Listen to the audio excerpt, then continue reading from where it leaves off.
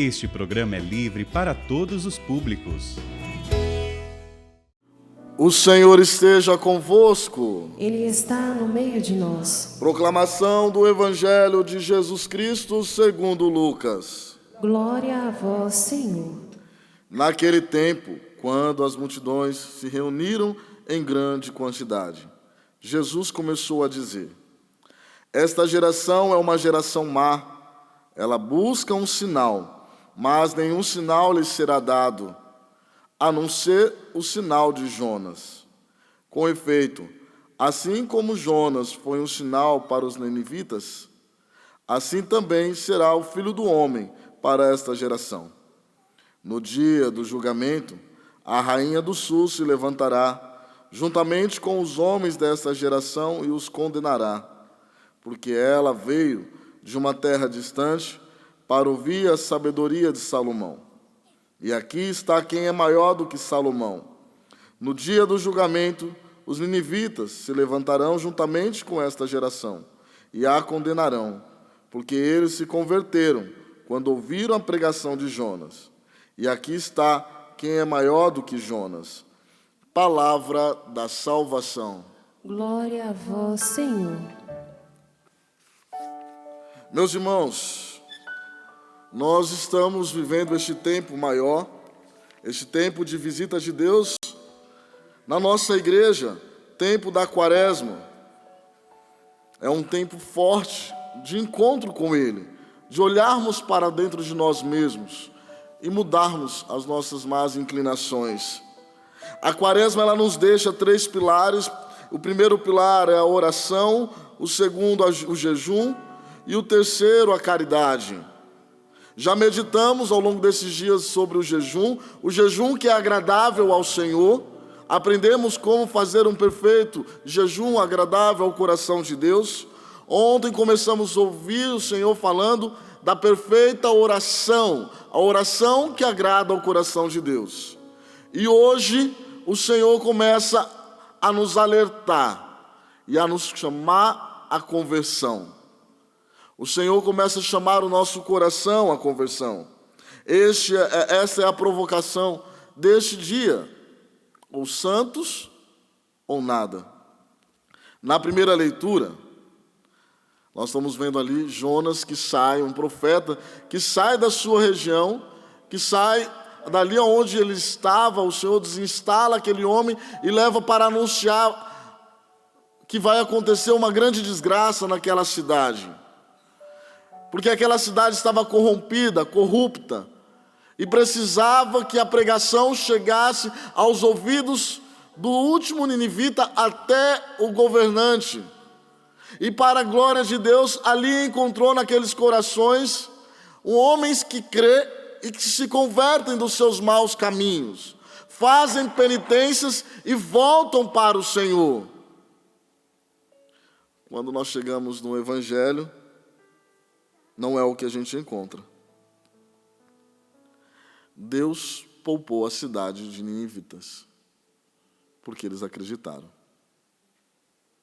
Mas a geração de Jesus não foi capaz de reconhecer o Deus conosco, o Deus que estava entre eles, o Deus que foi encarnado, o Deus que ali vivia, e era Ele mesmo, o próprio reino dos céus ali presente com eles, mas pela incredulidade dos corações, pela falta de fé dos corações, eles não conseguiam enxergar. E é por isso que Jesus olha para aquela geração e diz: geração má, geração perversa, para vocês não haverá misericórdia, porque vocês fecharam a única porta da misericórdia. Será que aqui não há um homem maior do que Jonas, do que Salomão?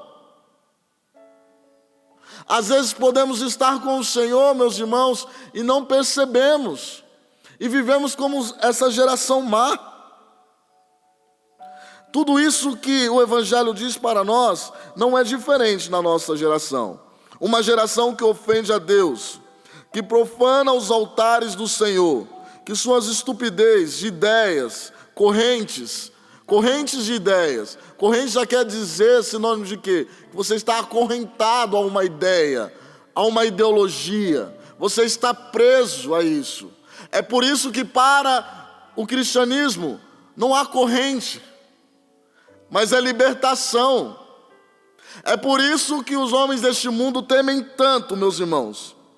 E é por isso, dessa geração perversa, relativizada, que tudo relativiza, anticlerical, está aí para vermos um Jonas, um bispo, que se levanta como Jonas, na Nicarágua, e é preso.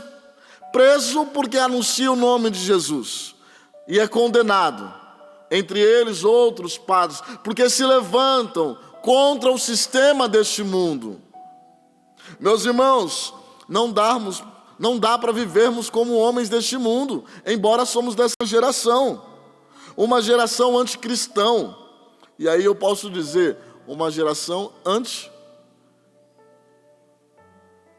anticristo. Que perderam a sua origem e os seus olhos estão cegos. O Senhor está ao nosso lado e a gente não consegue perceber a tua grandeza.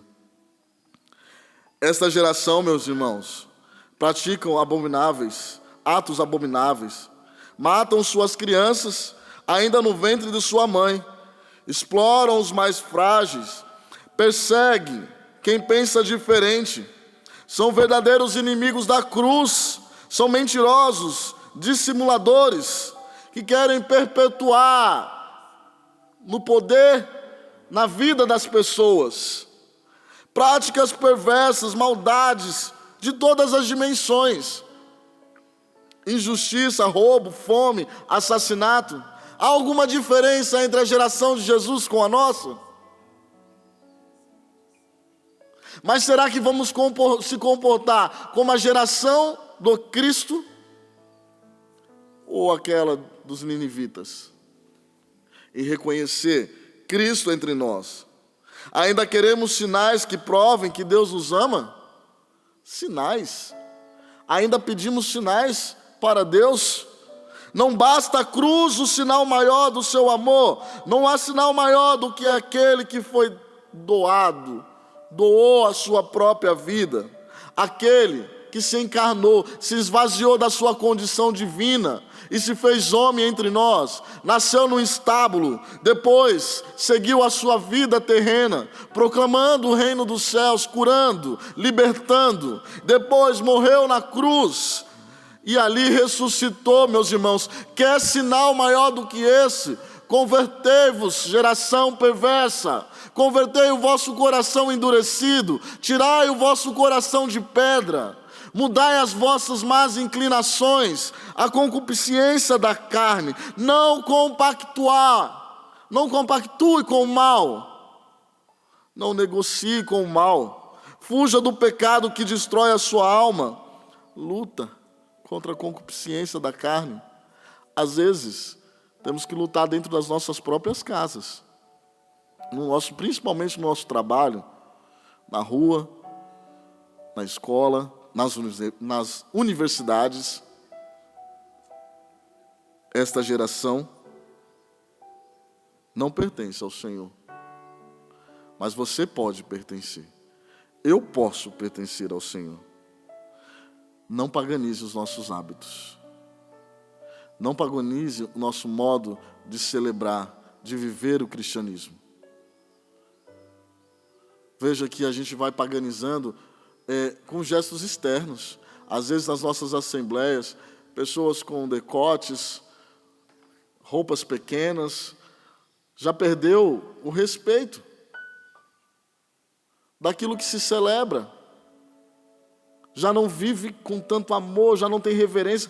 Jesus está exposto, às vezes nem dobra o joelho, nem reverencia o Senhor que está. Vai relativizando a misericórdia de Deus, vai relativizando as relações, e aí vai voltando-se para si mesmo, o hedonismo, né? O eu, por eu, o meu prazer, o meu desejo. E aí, como nós já falamos outras vezes,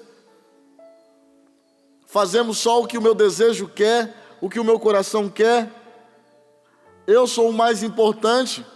Enquanto a lógica do cristianismo é morrer para o irmão, doar-se para o outro, doar-se para o seu esposo, para a sua esposa, para o seu filho, essa entrega, meus irmãos. Mas viver nessa contramão não é fácil. A gente precisa deixar muitas coisas e às vezes perder pessoas, infelizmente. E não é culpa do Senhor, mas jaz do maligno, porque Ele disse: este mundo jaz do maligno, mas o Senhor tem e convoca um povo, no qual você pertence e eu pertenço, a busca da santidade, o desejo pela santidade. Peça a graça de um coração convertido, um coração que busca desmedidamente a santidade, o amor a Cristo. Meus irmãos, essa semana eu recebi um testemunho de uma jovem, que na sua escola eles começaram a falar um pouco sobre este tempo que nós estamos vivendo, e não é a quaresma, né? O tempo mundo. E aí pediu para que cada um escrevesse um texto.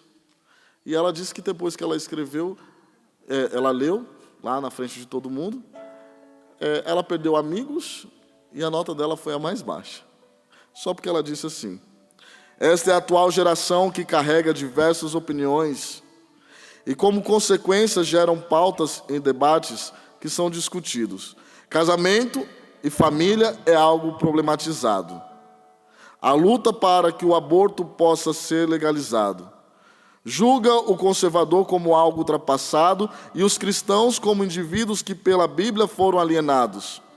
A igreja virou motivo de piada. Jesus Cristo se tornou fantasia de carnaval para esta geração tão aclamada. Manifestações na igreja são feitas, mas e o respeito? Aonde ele entra? Ser cristão virou motivo de chacota. Falar sobre Jesus Cristo não é algo que está na moda. A Bíblia, por eles, é considerada machista.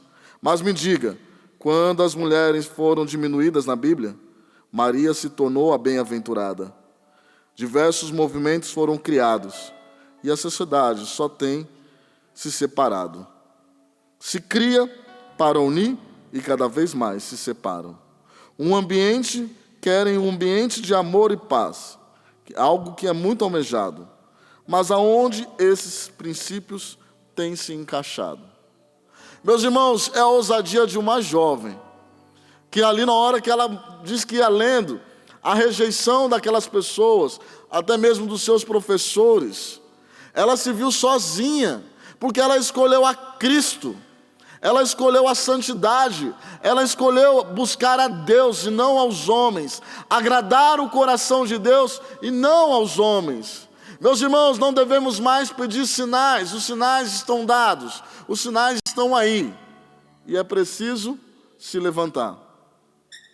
Eu quero convidar você a ficar de pé, e você fechar os seus olhos e almejar e pedir a Deus a santidade.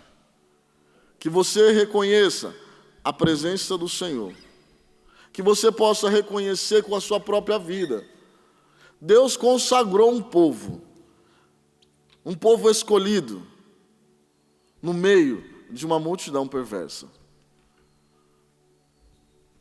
Não deixa que o remorso, não deixa que o seu ressentimento, não deixa que a desilusão entre e tome o espaço que é de Deus.